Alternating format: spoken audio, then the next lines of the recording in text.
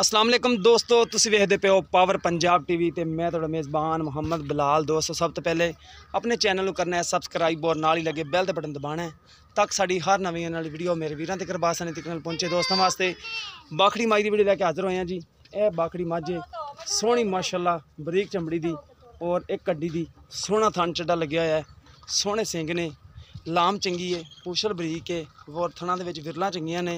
रोके जन माड़ा जा ए देखो थणा दे विच विरलां और बिल्कुल मुठ पर थाने ते सोहनी सुथरी है, कद चंगा है, लाम चंगी, तुन्नी कोड़ी कोनी है। देखो दंद दुंद क्लीयर खड़े ने।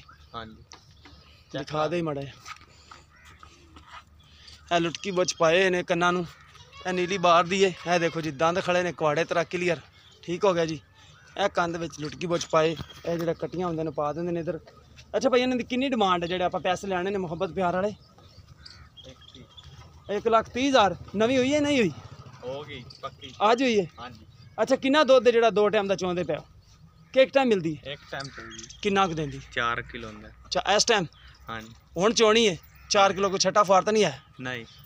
अच्छा 1,30,000 विचों कोई प्यार मुहब्बत करोगी?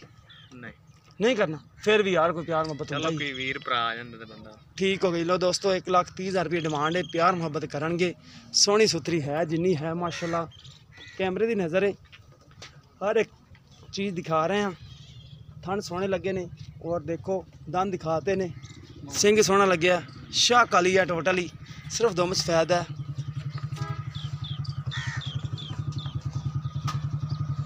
अगर पसंद आवे कॉल नंबर है 0303 7816 150 व्हाट्सअप टीमो नंबर है।